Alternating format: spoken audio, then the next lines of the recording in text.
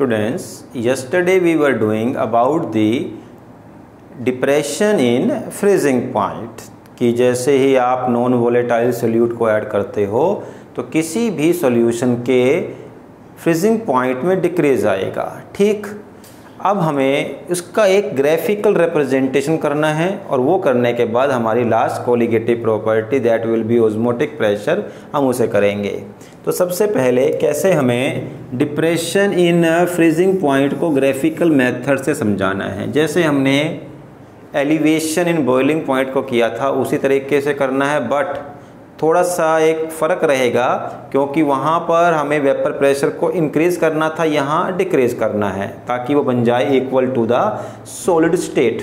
ठीक, अब देखो पैरामीटर वही रहेंगे जो थे बॉइलिंग पॉइंट वाले के लिए, वेपर प्रेशर और temperature. Now first we should know the definition of freezing point, तभी हम कर पाएंगे इसका ग्राफिक, वो भी ग्राफ्स भी। देखो कल हम डिस्कस कर चुके थे क्या था फ्रीजिंग पॉइंट, वो टेम्परेचर जहाँ पर लिक्विड स्टेट का प्रेशर सॉलिड स्टेट के बराबर हो जाए। तो इसको हम देखो, ये ऑल्दो आप लिखोगे नहीं बट इसका मतलब क्या हुआ, वो टेम्परेचर जहाँ पर लिक्विड क्या बन गया, सॉलिड, क्योंकि जब प्रेशर अगर सॉलिड के इक्वल हो गया है तो इसका मतलब वो अब सॉलिड बन चुका होगा। तो ऐसा टेम्परेचर जहाँ पर लिक्विड का जो टेम्परेचर है उसी सब्सटेंस की सॉलिड स्टेट के इक्वल हो जाए उसे कहते हैं हम फ्रीजिंग पॉइंट। अब जरा समझो, फर्स्ट आपने यहाँ पर एक सॉल्वेंट लिया। अब देखो ये आप पता ही हमें डिप्रेशन में क्या होगा, मतलब कि फ्रीजिंग पॉइंट में क्या होता है, हमें टेम्परेचर को कम लेकर आना होता है। जैसे आपको वाटर को कन्वर्ट करना है आइस में, तो वाटर मान लीजिए अभी आज की अगर बात करें तो 40 डिग्री पर है, कम करेंगे 30, 20, 10, 8, 5, 4, 2, 1 एंड 0 पर जाकर के वो स्टार्ट हो जाएगा लिक्विड में कन्वर्ट होना। तो इसको मैं ऐसे मानते हैं ये टेम्परेचर देखो यहाँ से जाओगे आप तो टेम्परेचर क्या हो जाएगा, कम होना शुरू हो जाएगा। ठीक, और ये वो टेम्परेचर है जहाँ पर थोड़ा इसको हम, जैसे हमने स्टीप ले लिया है, थोड़ा इसको ऐसे लो क्योंकि इतना ज़्यादा शार्प चेंज नहीं आता है, ये इस तरीके से, ठीक इस तरीके से ये रहा। अब इस पॉइंट पर जाकर के आपका क्या बन गया, ये सॉलिड, यानी कि यहाँ इसकी फ्रीजिंग स्टार्ट हो गई। अब अगर ये सॉलिड बन गया, अब इसके बाद थोड़ा आप इसको ऐसे बनाओगे इतना, वो इसका रीज़न ये होता है कि जब सॉलिड बन जाता है उसके बाद वेपर प्रेशर में बहुत शार्प चेंज आएगा। यहाँ से इतना शार्प नहीं है बट ये वाला पॉइंट क्या हुआ जहाँ सॉलिड बन गया, सॉलिड बनने के बाद जैसे जैसे टेम्परेचर डिक्रीज होगा वेपर प्रेशर बहुत ज़्यादा डिक्रीज होगा। तो हमें ये बनाना पड़ेगा, ये पॉइंट शो कर रहा है। अब देखो ये वाला टेम्परेचर कौन सा हो गया, नॉर्मल फ्रीजिंग पॉइंट। ठीक, अब क्या करो, ये तो हुआ सॉल्वेंट। ठीक, अब आप सॉल्यूशन के लिए ले लो, ये रहा सॉल्यूशन, मान लो ये ले लेते हैं। अब क्या होगा सॉल्यूशन में, ये इस तरीके से चलेगा और देखो ये वाला टेम्परेचर, ये यहाँ पर ये रहा, ये वो टेम्परेचर है जहाँ पर जाकर के अब सॉल्यूशन का जो वेपर प्रेशर है वो किसके बराबर हो गया, सॉलिड स्टेट के, क्योंकि सॉलिड स्टेट तो ये रही यहाँ पर, और जो इसके बीच में डिफरेंस होगा इसे हम कहेंगे डिप्रेशन इन फ्रीजिंग पॉइंट। तो देखो एलिवेशन में ये ऐसे था, डिप्रेशन में पीछे आ गया, क्योंकि मान लो ये 0 था तो ये हो सकता है -3 हो, तो 3 डिग्रीज जो है वो आपका टेम्परेचर कम हो चुका है फॉर द फ्रीजिंग पॉइंट। तो ये तो था हमारा ग्राफ जो कल रह गया था फ्रीजिंग पॉइंट डिप्रेशन को शो करने के लिए। अब इसके बाद हमें स्टडी करना है ऑस्मोटिक प्रेशर। ठीक, रिगार्डिंग द ऑस्मोटिक प्रेशर सबसे पहले हमें पता होना चाहिए व्हाट इज़ ऑस्मोसिस। ऑस्मोसिस क्या होती है,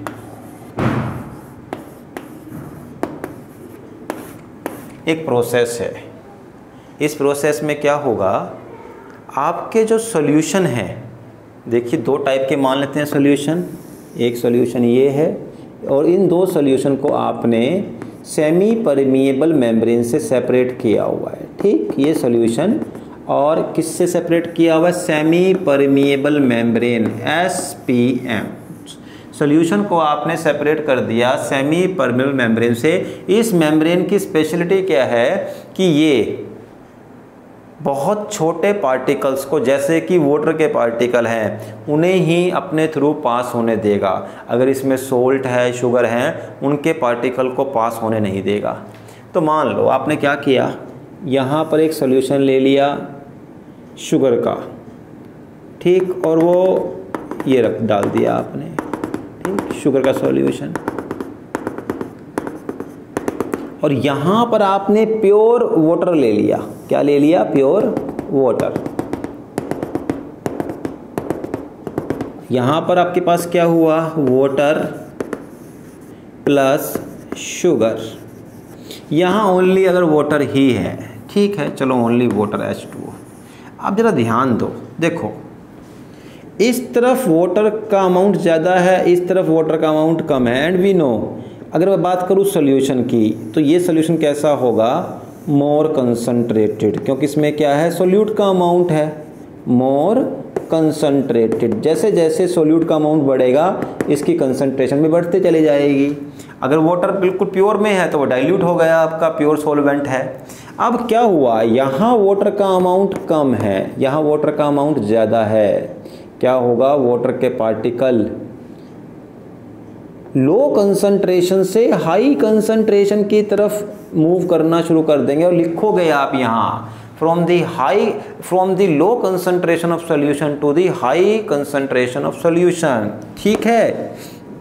तो वाटर के पार्टिकल यहाँ से इस तरफ मूव करना स्टार्ट कर देंगे and through the semi permeable membrane, और इसी प्रोसेस को बोलते हैं ऑस्मोसिस। जब सॉल्वेंट पार्टिकल्स लो कंसंट्रेशन से हाई कंसंट्रेशन की तरफ मूव करें through the semi permeable membrane, then this process is known as osmosis, ठीक है। इसके लिए एक एग्जांपल और भी हो सकता है, जैसे आपके पास रेजिन्स हैं, किशमिश जिसे बोलते हैं। अब उन रेजिन्स को आप डाल दो वाटर के अंदर, तो क्या हो जाएगा? वो स्वेलिंग हो जाएगी उनकी। क्यों? क्योंकि वाटर के पार्टिकल, देखो आपके रेजिन में भी वाटर था लेकिन कम था, और बाहर वाटर था हाई। तो रेजिन में क्या थी? High concentration. बाहर कंसंट्रेशन बहुत कम थी, तो क्या हुआ? पार्टिकल कहाँ चले गए? रेजिन के अंदर। किसके पार्टिकल? वाटर के। वो स्वेलअप हो गया। अब आप उसी स्वोलन रेजिन को डाल दो एक थिक पेस्ट ऑफ शुगर, चाशनी जिसे बोलते हैं। अब आपने थिक पेस्ट ऑफ शुगर में डाल दिया रेजिन को, जो कि फूले हुए हैं, स्वेलअप हैं। तो अब देखो रेजिन में अभी भी शुगर है, लेकिन शुगर से फालतू, शुगर मीन्स ग्लूकोज जो होता है आपके रेजिन के अंदर, मीठा जो होता है, अभी भी उसके अंदर शुगर है, लेकिन जो उसके बाहर सॉल्यूशन में शुगर है उसका अमाउंट ज़्यादा है। तो इसका मतलब जो आपके पास रेजिन जो स्वेलअप है उसमें शुगर कम है, वाटर ज़्यादा है, और बाहर जो पेस्ट बनाया हुआ है आपने चाशनी का, उसमें क्या है? वाटर कम है। तो वाटर इस सोलन रेजिन से बाहर आना शुरू हो जाएगा, वो दोबारा से फिर श्रिंक हो जाएगा। दोनों ही प्रोसेस को, वाटर चाहे अंदर आए या सेल से बाहर जाए, इसे बोलते हैं osmosis, and it should be through the semi permeable membrane, ठीक। तो एक तो डेफिनेशन आ सकती है आपके पास ऑस्मोसिस की, पहली चीज़ तो हो गई हमारी। अब यहाँ पर एक डिस्कस करना है हमें, व्हाट इज़ ऑस्मोटिक प्रेशर, ठीक है। What is osmotic pressure? Again suppose करो ये दोबारा से आपके पास सेमी परमिएबल मेम्ब्रेन है और दो सॉल्यूशन हैं,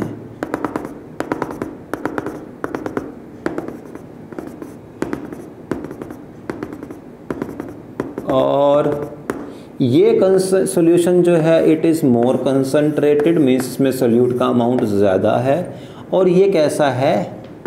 ये सॉल्यूशन है लेस कंसंट्रेटेड, ठीक। अब क्या होगा? देखो वाटर पार्टिकल लेस कंसंट्रेशन से हाई कंसंट्रेशन की तरफ मूव करेंगे, लेकिन अगर मैं इस तरफ प्रेशर लगाना स्टार्ट करूं, देखो इसको ऐसा मानो कि वाटर का फ्लो आपका इस तरफ से आ रहा है और मैं ऊपर से प्रेशर लगाऊं तो वो क्या है, पार्टिकल रुक जाएंगे इधर से आने वाले।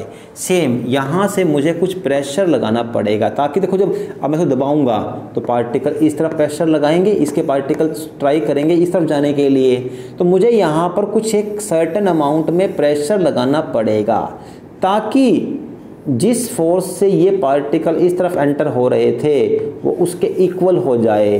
मीन्स यहाँ प्रेशर लगाया, प्रेशर कहाँ अल्टीमेटली लगा, इस तरफ, इधर से पार्टिकल आ रहे थे बाय द ऑस्मोसिस, तो इतना प्रेशर लगाऊं कि ऑस्मोसिस की प्रोसेस ना हो, उसे बोलते हैं ऑस्मोटिक प्रेशर। तो व्हाट इज ऑस्मोटिक प्रेशर?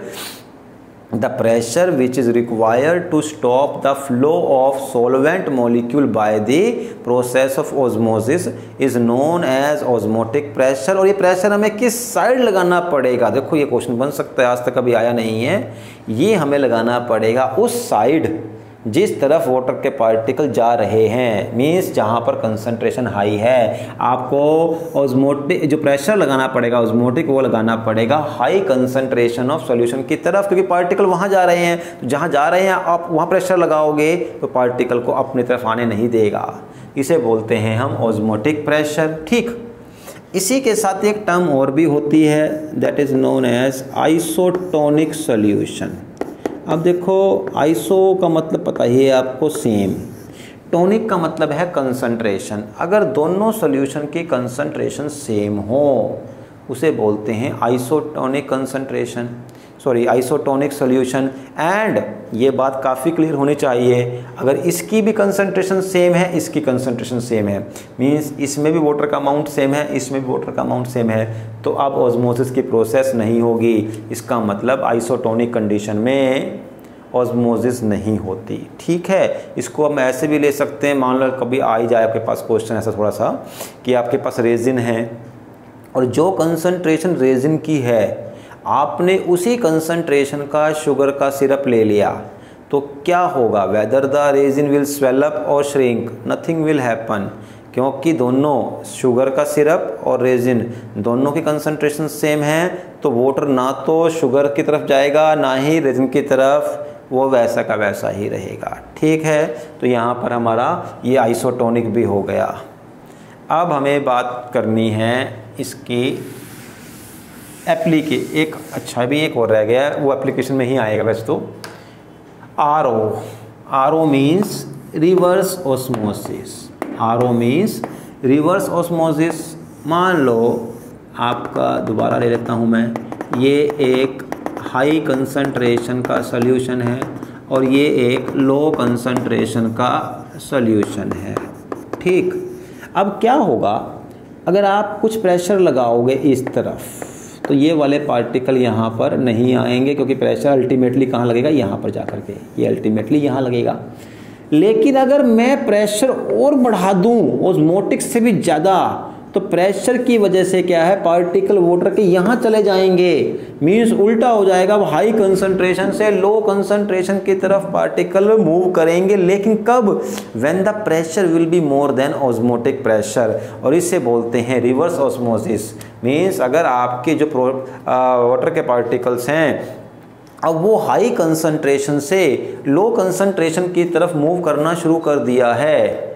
ठीक है, कब? जब ऑस्मोटिक प्रेशर से ज़्यादा प्रेशर लगाया है। That process is known as RO और रिवर्स ऑस्मोसिस। और आपका जो आरओ सिस्टम होता है वो इसी बेसिस पर ही काम करता है। चलो अब हम इसे करते हैं न्यूमेरिकल, कैसे हमें करना है इसके बेसिस पर। अच्छा, इसमें एक चीज़ और डिस्कस करनी रह गई है, वो ये कि osmotic pressure is the best colligative property. Osmotic pressure is the best colligative property. Why? The simple reason is, जो आपने देखा होगा, वेपर प्रेशर लो चाहे आप, चाहे बॉइलिंग पॉइंट, चाहे फ्रीजिंग पॉइंट, ये सब नॉर्मल टेम्परेचर पर नहीं होते, या तो बहुत हाई पे होते हैं या बहुत लो पे होते हैं। जो ऑस्मोसिस है ये किस पे होती है? रूम टेम्परेचर पर। इसीलिए इस प्रॉपर्टी का हम इजीली यूज़ कर सकते हैं किसके लिए? To calculate the molar mass of solute. आपको सोल्यूट का मोलर मास निकालना हो तो आप इस प्रॉपर्टी का इजीली यूज़ कर सकते हो, क्योंकि ये प्रॉपर्टी एक रूम टेम्परेचर पर होती है। और इसकी सबसे बड़ी बात एक और भी है कि जो आपके ना लार्ज पार्टिकल्स हैं, जैसे कि जीन डीएनए, प्रोटीन, इनका जो मास होता है मोलिकुलर मास काफ़ी हाई होता है, उसके लिए भी हम ऑस्मोटिक प्रेशर का यूज़ कर लेते हैं। ठीक, अब इसको कैसे करना है देखो ज़रा समझो। इसका फॉर्मूला बड़ा आसान सा है। मैं इसको +1 से स्टार्ट करूँगा। देखो +1 में किया होगा आपने आइडल गैस, PV = nRT। ठीक, अब एक काम करो, P को चेंज कर दो पाई से, पाई का मतलब हो जाएगा ऑस्मोटिक प्रेशर। ठीक, than pi = n/V × RT, then pi = CRT because n/V number of particle in unit volume, क्या होता है ये कंसंट्रेशन, तो पाई = CRT, ये इसका फॉर्मूला बनता है। तो यार पाई = CRT। अब इसमें देखो R क्या होगा, गैस कांस्टेंट, ये दिया होगा न्यूमेरिकल में आपको, इसकी वैल्यू ऑल दो 8.314 होगी। ठीक, टेम्परेचर दिया होगा, उसको कन्वर्ट करना होगा केल्विन में। ठीक, ऑल दो मैक्सिमम टाइम आपको 25 दिया होता है, तो ये 298 बन जाएगा। क्योंकि कई बार हम क्या करते हैं, इवन एडिशन में ही गलती कर देते हैं, तो रखना याद 25 सबसे कॉमन टेम्परेचर मिलेगा, उसको आपने 298 केल्विन मानना है। एंड कंसंट्रेशन अगर दी है अच्छी बात है। अब देखो यहाँ पर कैसे क्वेश्चंस को सॉल्व करने की प्रोबेबिलिटी बनती है। अगर कंसंट्रेशन दी हुई है, कहता है कि 0.5 मोलर सोल्यूशन, फिर तो आप यहाँ कंसंट्रेशन लगा दो 0.5, 0.7, 0.9, 10 जो भी दिया हुआ लगा दो। लेकिन कई बार कहता है इतने ग्राम सोल्यूट है, तो फिर यूज़ करो ना आप इसको। कैसे, अगर आपको मोलर मास निकालना है, मोलर मास, तो फिर आप इस पर आ जाओ दोबारा से। मोलर मास के लिए आपको दोबारा से कहाँ आना पड़ेगा, नंबर ऑफ मोल पे। तो नंबर ऑफ मोल क्या होते हैं, given mass of solute by the molar mass of solute into V into R into T। तो इस तरीके से आपको देखो, बाकी सब चीज़ें आपको पता होनी चाहिए, कर चुके हैं, बट मैं अभी एक क्वेश्चन और सोल्व कर देता हूँ। मैं तरीका बताया है आपको कैसे ऑस्मोटिक प्रेशर के न्यूमेरिकल को सोल्व कर सकते हैं। एक न्यूमेरिकल जो प्रीवियस ईयर में आया हुआ हो, मैं चेक कर लेता हूँ, मेरे पास बुक होगी यहाँ पर, तो उसकी हेल्प से हम एक क्वेश्चन आपको सोल्व कर देते हैं, ताकि आपको यहाँ पर प्रॉब्लम ना आए अपने आप सोल्व करते हुए। ऑल्दो प्रैक्टिस आपकी अपनी रहेगी तो ईजी रहेगा आपके लिए सोल्व करना। ठीक है, तो मैं यहाँ पर आपको ऑस्मोटिक प्रेशर का सॉल्यूशन क्वेश्चन देख लेता हूँ कोई, क्योंकि मुझे यहाँ पर प्रॉब्लम ये भी है कि आपको वो क्वेश्चन अभी नहीं देना है, कल मैं स्टार्ट करवा दूंगा आपको कोलिगेटिव प्रॉपर्टीज़, तो वहाँ पर तो मैं ले लूँगा, क्योंकि ज़्यादातर कोलिगेटिव प्रॉपर्टी में प्रॉब्लम आती है, तो मैं उसको क्वेश्चन को बाद में लूँगा। अभी मुझे चेक करना पड़ेगा कि ऐसा न्यूमेरिकल लूँ जिसमें कोलिगेटिव प्रॉपर्टी का यूज़ ना होता हो। ठीक है, और ऑस्मोटिक प्रेशर के ऑल्दो क्वेश्चन होते भी थोड़े कम ही हैं। ये रहा आपके पास क्वेश्चन। ठीक है, ये वाला क्वेश्चन पर इसमें दोबारा से फिर हमें कोलिगेटिव प्रॉपर्टी का यूज़ करना पड़ रहा है। चलो ले लेते हैं, फिर भी ये क्वेश्चन ठीक रहेगा, आपने आसान क्वेश्चन है ये।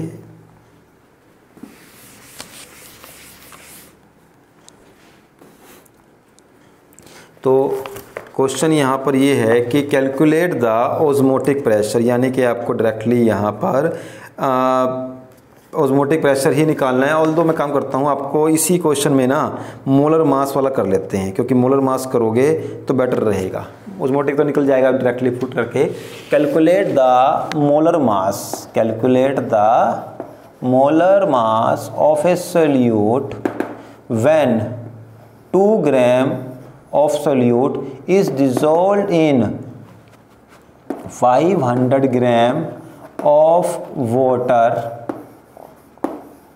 at 25 degree Celsius. ठीक है, अब आपको निकालना है मोलर मास, और ये कह रहा है ऑस्मोटिक प्रेशर दिया होगा आपको, the osmotic pressure given here it is equal to the osmotic pressure given here is 5.27 into 10⁻³ ये दिया हुआ है। ठीक, आपको ऑस्मोटिक प्रेशर दिया हुआ है 5.27 इंटू 10⁻³ तो पाई दिया हुआ है। सो फार्मूला क्या होगा, pi is equal to CRT, ये फॉर्मूला हो गया। बट आपको यहाँ निकालना क्या है, मोलर मास। कंसंट्रेशन की जरूरत नहीं पड़ेगी यहाँ। अब आप क्या करोगे, पाई दिया है, इसको आगे फर्दर सिंप्लीफाई कर दो, N/V into RT। Further simplify करोगे, नंबर ऑफ मोल का मतलब WB given mass by molar mass MB into V into R into T। ठीक, अच्छा पाई कितना है, 5.27 into 10⁻³ is equal to WB का मतलब कितने ग्राम आपके पास सोल्यूट है, 2 ग्राम सोल्यूट है। MB तो निकालना है, इसको छोड़ दो यहाँ पर, इनटू वॉल्यूम आपके पास, अरे यहाँ पर गलती हो गई थी, ml था ये भाई, 500 ml वॉल्यूम है, इनटू R की वैल्यू दी हुई है 8.314, इनटू टेम्परेचर है 298 केल्विन। ठीक है, 25 डिग्री सेल्सियस है, आपको केल्विन में ही लेना पड़ेगा। इसको सोल्व कर दोगे तो आपके पास MB की वैल्यू आ जाएगी और ऐसे ही क्वेश्चन आपके पास आएंगे। ठीक, तो यहाँ आज हमारी चारों colligative property, relative lowering, after that elevation boiling point, after that depression freezing point and then this osmotic pressure, चारों कोलिगेटिव प्रॉपर्टीज़ हो गई हैं। दोबारा बना रहा हूँ वीडियो इसके रिगार्डिंग, बट ज़रूरी है तो इसलिए हो रहा है। कल मैं वॉन्ट ऑफ फैक्टर ये करवाऊँगा, बहुत ज़रूरी है, इसको ज़रा आप ध्यान से देखना। और जो बच्चे नहीं देख रहे हैं वीडियो, उन्हें बोलना देखना, और वॉन्ट ऑफ फैक्टर बहुत बहुत ज़रूरी है। ठीक, थैंक यू।